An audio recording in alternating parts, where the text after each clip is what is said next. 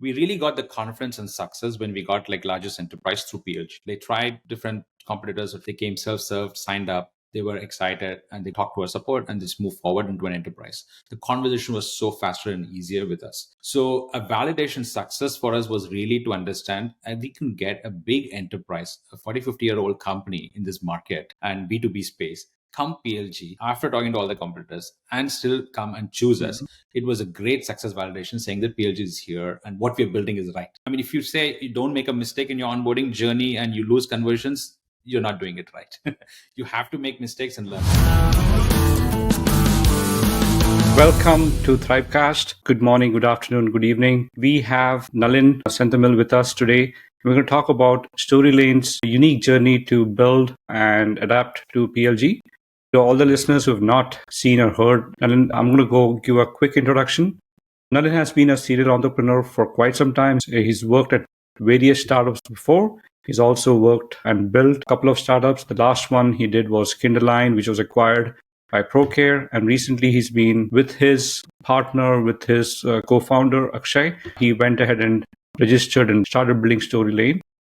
I found Nalin through a friend, through another podcast guest who had recently joined us a couple of months back. And what was very unique about Nalin's story is what I'm trying to bring into the fore today. Nalin's been building Storylane since 2021. He's built a unique product which is completely PLG focused as opposed to the much of the industry around the interactive demos, which is not very PLG focused. So that's what the unique aspects about what Nalin had built. So I thought we should bring that to the fore. So Nalin, welcome to Thrivecast. Thank you. Thanks so much, Guraj. Thanks for the great introduction and happy to be here. Absolutely. Absolutely. A pleasure to host you. So Nalin, maybe if you could, to our listeners, could you give us a little bit of background of what was the inspiration behind Storylane and why did you and Akash start the journey of building Storylane? No, for sure. And a little bit of context will be needed, so a little background. So as you mentioned, so this is my second company. I've been in startups for the last 12, 13 years now. And my first journey started literally with, I'm a very tech person. So started as an engineer, started on AR. And being an engineer, you're building things, and then led into after that, like when I joined Akash, and the second company was Kinderline, very product focused, and we were building a PLG company there as well in early education market. One of the challenges with that was like when we start talking to customers, selling product and showing product was always like we ran into, hey, how do we showcase the best version of this product? And people didn't understand it, even if they had a free sign up and to try it out. As we progressed through and that got acquired and went through the motions, and then that was the time with COVID. We were thinking of what's next. Being an entrepreneur, it's all about what's next. And you're thinking once it's done, what is the next big problem that we're seeing? And we look back and saw one of the big challenges we had always was when we started talking to people was how best to describe the product. What is the best way for them to show the product? And they always wanted to see, hey, do you have another versions of the product? What these use cases and different use cases. So we felt like people needs to be educated right from the time when they come to the websites, they start engaging with the product. Today, the B2B buying is changing a lot, right? So like people just don't look at the product. They want to talk to the communities and everything. But the core of everything is like listening, seeing the product, getting a feel of the product itself. And we felt, hey, we got to bring out these kind of products, make it like a sandbox for people to try it. And it's not like the full feature of the product, but exactly what they're interested in. So that's where we started brainstorming during the COVID. And then we resulted in starting the company, Storylane. And we just had an idea of what to do with that. And then we went through YC. We applied. And we said, we got into YC, then now let's build the product. And we started building the product and the foray into Storylane. Started from marketing. And now then moved more into sales. We started learning about a lot of different use cases, not just from marketing, but every touch point customers like prospects need to get a value of the product. And we started moving from there in the marketing more into sales. So both marketing and sales segment through like product demos, interactive demos, and in different use cases within them as well. So Nalin, I think, thanks for the introduction there. So to the listeners, maybe Nalin, if you could give maybe high level pitch on what is Storylane. And I know you touched upon interactive demos, but how did you get to interactive demos? What was the inspiration to touch upon interactive? What was the problem that you were trying to solve in the very first place? Yeah. So when we started out, as I mentioned in the previous from Kindle Lime, so the challenge we felt was like whenever you talk to buyers, there's a lot of friction. The friction is basically like to buy or sell software. There's a huge friction in terms of you have to go talk to a salesperson and go through the whole motion of like discoveries, getting to get a sneak peek of it. And the whole process takes a lot of time. We strongly believe this whole B2B buying will change. It'll become more and more like how a digital buying for B2C happens today, right? People will come and see the product, check out. So there is a huge gap in there. And if you look at back in history, like B2B buying has been like very old school and it's been changing. And if you look into the next 10 years, what's going to happen is PLG is one way of like people trying it out. But at the same time, people need to get a sense of it to see the product. So our pain point that we solve is like, how do we help buyers so that they're able to get a feel of what the product is? And at the same time, the sellers so that they can show the best version of the product to literally make it easy and frictionless, right? The whole buying. That's our vision of making that. And that's the core of what we started building. And Storylane is all about today. Yeah, I have an industry report ahead of me here. I'm seeing that Trust Radius did a survey for B2B buyers, I think last year or end of last year. And they had built this particular report saying that the patterns of the B2B buyers have changed significantly. So PLG or a self-service is about 45% of the customers are really wanting to do self-serve. But for larger enterprise deals, interactive demos seem to be an upcoming trend, at least at the end of 2020. Do you see that trend becoming more and more prominent? Or do you see the trend shifting more towards the larger enterprise deals needing to have interactive demos? Or do you see the trend to be in the SMB space, especially maybe the users wanting to go try it out and then the sellers or the buyers want to have conversation? What do you see in the market out there? Great question. So I think, yes, the Trust Radius report is absolutely true in terms of how people want. That's basically they want to touch and feel the product itself, right? So in terms of market segments, we are a little uniquely positioned to talk about it because of our PLG motion also. We see it in all of them, right? So definitely a lot in enterprises because the enterprise sales motion is longer, right? And in terms of the different touch points being involved itself and different use cases being covered. Definitely a big value in terms of the timeline to close your enterprise deals shrinking instead of actually trying to build out different environments, tests, and getting all the stakeholders aligned. When you talk about mid-market and small segment also, what we are really seeing in even the startups and small segments is people just don't want a very passive engagement through videos. They want to give them access to the product very early. So it becomes more and more like a marketing use case because your sales cycle is shorter. So then what happens, the GTM takes over a lot and they want to drive demand and engagement for them to show your product. Because in every product, like in B2B today, you will see multiple product lines exist. And the people who are actually being open, giving knowledge to the buyers is basically what they trusted. And the buyers need to build trust. And that only happens through seeing your product and touching. So that's where we're seeing a lot on even the startups in the mid-market definitely taking up as well. So I see it pretty distributed, but more on enterprise and mid, and startups are more and more adopting it and starting to showcase the product a lot nowadays, definitely. Got it. So you're latching on to the upcoming trend of interactive demos are a good way. So are you seeing that interactive demos is what the user want to try it out first, and if they're interested, they will go ahead and sign up to the product, meaning that's a self-serve portion of it? Is that what you see out there in the market, wherein anyone who's looking for a product, they'll probably search on Google or Bing or whatever the search engine might be. They land up to, let's say, on a specific product or a tool that they're trying out. And instead of clicking on the try now button, which is essentially the self-serve, would you see that the self-serve is competing with the interactive demos? Or is that, let's say you have a marketing website that the SaaS product has, and let's say there are two CTAs, one for try now versus check out the demo, right? Or something of that. So are they competing with each other for the clicks, or do you see the prominent one is the interactive demos and the secondary CTA is probably the try now? What do you see out there? Yeah. So great. So there are two types, right? The companies have a different GTM, right? One is, hey, how do I do PLG completely where we have signups? And the other is completely sales, right? Yeah. Book a demo comes in. So what we are seeing is there is a huge value in both the type of cases. Yeah. And what we define and educate our customers through our playbooks today is like, how do you structure your demos differently to drive those kind of engagement? Yeah. So let's take an example like a sales lead. When you have a book a demo, there is a lot of friction to go through the process. Interactive demo works like a great charm. So because they get to sneak peek of what the product does itself there, and either through a landing page where they come in, they search on your Google, they come in, or they land on a website through different mediums, right? You search, and then you have getting an understanding. People start putting like a demo center, like a gallery of demos, so they understand what different parts of the features are doing before they want to engage in sales. Now you get really more qualified people there when you talk to a salesperson there. And at the same time, when they are engaging, we already give those kind of insights to sales before they come in, what they engage with. So the salesperson is also more knowledgeable in terms of conversation he's having.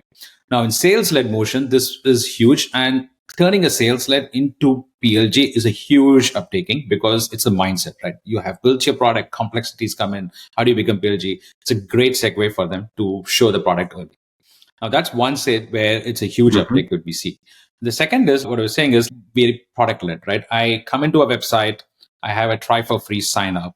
Now there is a huge value here because people not just sign up for every website they want to go in, because there's a lot of noise emails you get in terms of every sign up. Like every category has many different versions. So people are less interested to sign up everything. They want to consume the content first before even signing up. Now you want to provide that kind of context to prospects and buyers coming into your website. And that's where we see interactive demos being hugely valuable, even for PLG companies. Even before you sign up, you want to show value to them, show them like, hey, what your product can offer them, and give a clear indication of what this will do, drive them into sign up. Rather than a lead magnet, there it's more like driving them into a sign up. It's a different way of putting your product out there, but definitely both the use cases. And the second, what we have discovered, again, this category has been there for 3 years. What we are learning from our customers is, even for PLG, they love to see the engagement people have on the website. It's not like bounce rates, how much time they're spending on the website, even for PLG. Like the more the time they spend consuming your content, the more inclined they are to sign up, come back to you and everything. So PLG has different sets of metrics and all trying to sign them up. Got it. So we see a lot of adoption that way. So it looks like I'm trying to reduce and summarize what you just said, primarily for the benefit of the listeners. You're saying that the interactive demos has a value both on the PLG first company as well as the SLG first company, as well as any companies which are doing both the hybrid motions. You're also saying that interactive demos is probably one of the highly valued contents which helps the SaaS builders gauge their visitors' interaction with the website and stay there rather than just reading some blogs or some other videos about something else. Interactive demos are probably a lot more latched on to help them understand how they can uniquely solve the problem. But let me maybe take 1 or 2 steps back. As you were building this particular product, you've been at this for the last maybe 1.5, maybe 2+ years or so. 2 years. Interactive demos was just beginning to knock on the door. Very recently, I see that Gartner has started to rave about interactive demos as a way to go PLG first or SLG first. In both the cases, you need about it. What made you choose to build Storylane with the PLG first approach? You could have gone the SLG first approach, just like most of your competitors were. Most of your competitors, not to name them on this call, but some of them were much larger than you as you were starting to build. They didn't have PLG, they didn't have self-service, but yet you went ahead and started making your product much more self-service aware from day one. What made you and Akash to think about PLG first approach and have that part and parcel of your first value proposition to the product itself? So there are a few reasons why, right? So I'll tell you, like, firstly, I mean, for PLG, we were very clear from day one when we started, it will be a PLG. I'll tell you why we started with the mindset, always PLG.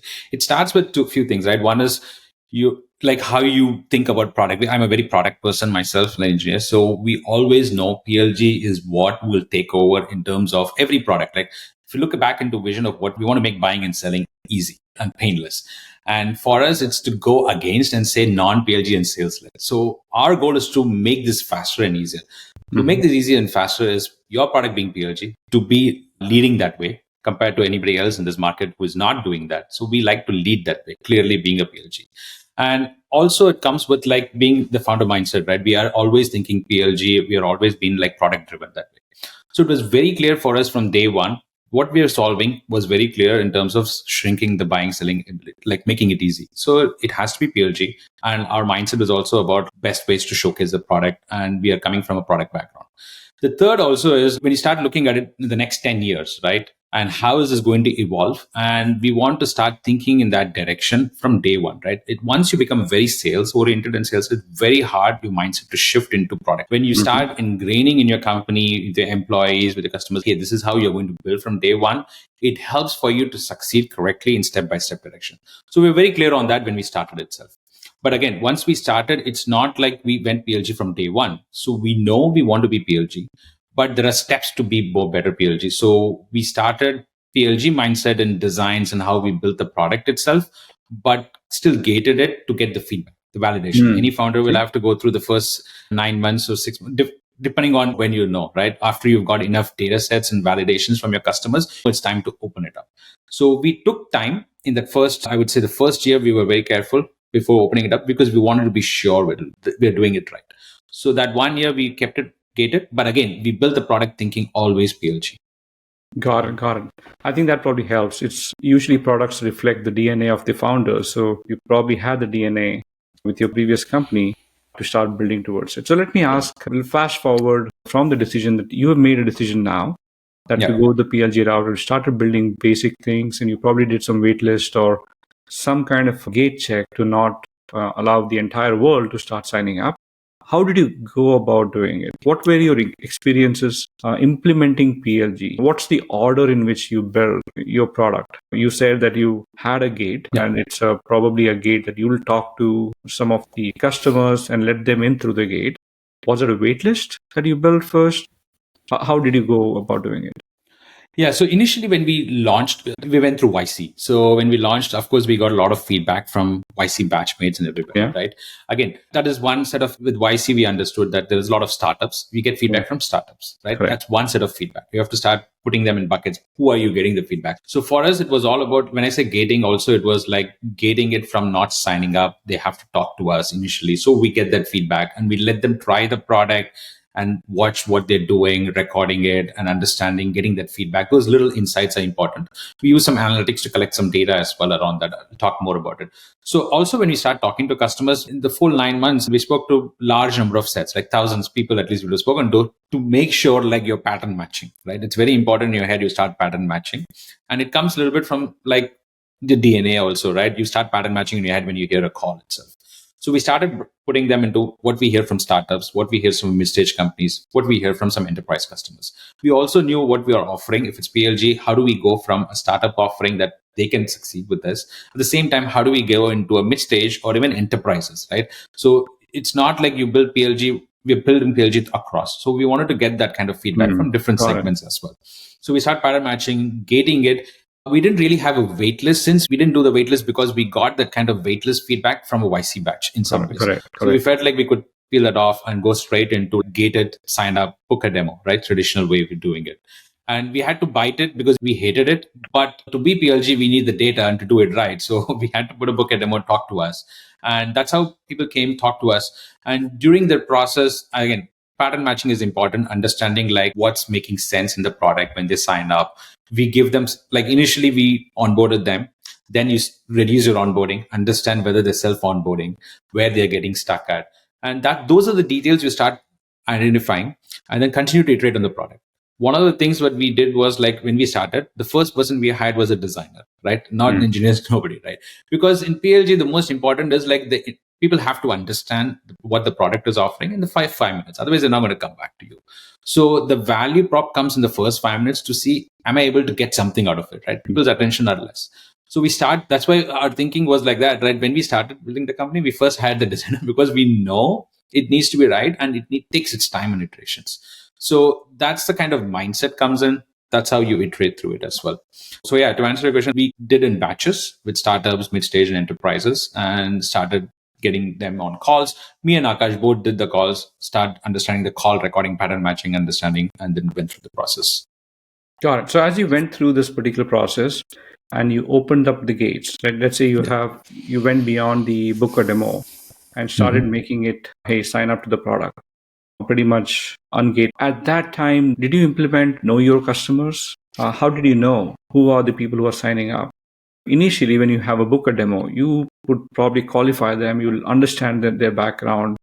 You know about the company that they're working for. You understand the needs. But when you open it up, How did you get to know about who are these customers? Who are these users? Do they have a need? Or are they just wasting your compute resources to get? How did you start qualifying whether these are the right people to use your product or not? Yeah. One thing is like you have those, when you open it up, you have some qualifying questions a little bit, right? So in terms of when you sign up, you want to make it frictionless to sign up, but at the same time, you can't like completely ignore the fact that you're not asking anything because you want to qualify them. So we made it frictionless to sign up through Google, sign up with very easy ways to get in. But we ask the questions, what are you here for in terms of what you want to accomplish through Storylane? What use case you're thinking? So that kind of makes them think, am I the wrong person here? It's like a first set of filtering. What do we solve? What are you looking to, right? It's a very simple question. So that gives them the mindset thinking like, okay, I'm here to build a product for my marketing or for my sales use case. Ask those basic questions about it. And we try to understand like how many people sign up, finish those questions. And then after that, our product works because you build demos through Chrome extension. And we know from there, like how many people are serious about installing a Chrome extension. So 100% of people coming in, how many people fill the questionnaire, from there, how the cohort comes down, right? How many are installing an extension? Now, once they install extension, what do? We try to find out, do they record a demo? That's the next cohort comes in. How many of them are recording a demo, previewing what they're doing, editing it? And then comes in how many are publishing your demo. So that's the way it is. And after publishing the demo, how many of them are clicking on upgrade option or talk to us option, right? That's another set of things. So we start breaking it down, understanding where they are. And for us, what matters is people who have installed the extension. After that, we know we need to start looking at that segment of customers. And again, we use like other enrichments to understand the company size, where they're coming from, to add on to what they have signed up. The user signed up with his email. We know if they're a big company, small company, and to like lead score them to reach out to them. So if somebody doesn't install an extension, then it's a product problem. Go improve our PLG part, the onboarding. So we start segmenting that. Okay. So I'm trying to summarize it in my head. You allowed ungated signups. You did some kind of enrichment to know who the users are, who the potential companies they work for. You charted a course for the customer journey. Maybe a hypothesis in the beginning that, hey, they sign up, they do step 1, they do step 2, they might install a Chrome extension and various other things. So essentially a customer journey that you crafted. You started measuring and tracking usage associated with that journey. Is that right to say?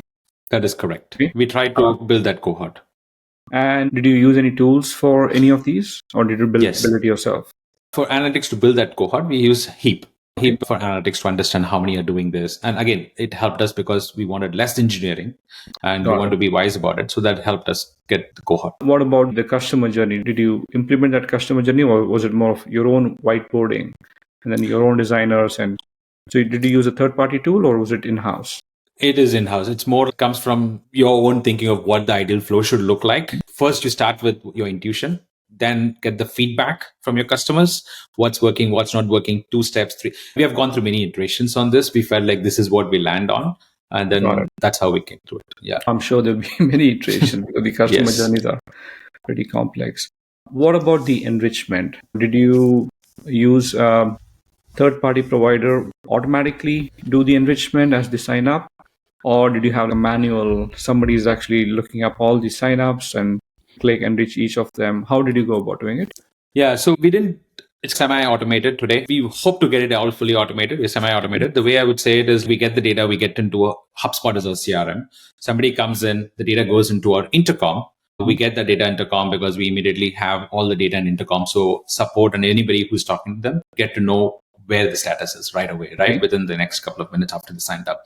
And now we also send to HubSpot with all the information that we need. HubSpot sends it to Apollo, and Apollo gives the enrichment. So we have all these tie-ins. So now somebody can go to Apollo, get to know who it is, sort them through the enrichment list as well. So that's basically how our stack is today. Intercom gets its information. And from a sales perspective, somebody needs to follow up on the account management. So we get through the Apollo and HubSpot there. So we split that into once somebody signs up, think of 2-way paths it goes. Once sales comes in, support also has the data.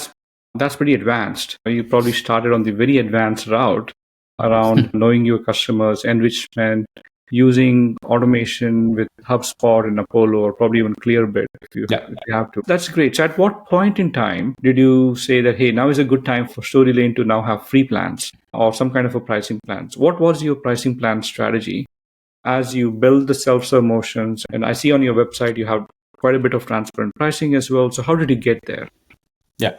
point. So I think we have even a free version, right? Free version to build a demo. The reason we started seeing like a lot of startups and early stage companies also wanted to show, I think earlier you asked me.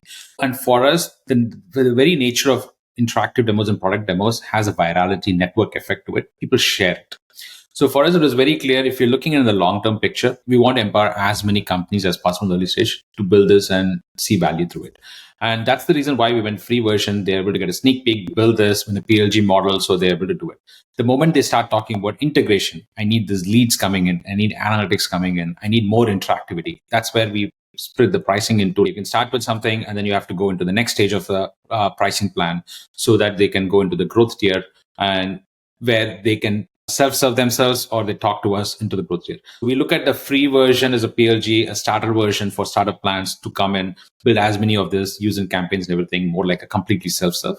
And the pricing was dictated primarily through features and users, right? If they start collaborating, having multiple teams use it, then we dictated our pricing based on those two criteria itself. And again, free is something that we debated a lot, whether we give it free or not. Every PLG company will go through that. And I think for us, it was simple. The North Star for us was we want to make as many companies as possible to use interactive demos to reduce this friction. Then we don't want to create like early stage companies to be barrier to it or for people to try it without having a free. For us, given what we want to achieve out of it, we felt like giving a demo free will be the right way. Got it. So could you share your thoughts on how did you experiment with pricing? Many of your competitors do not have transparent pricing.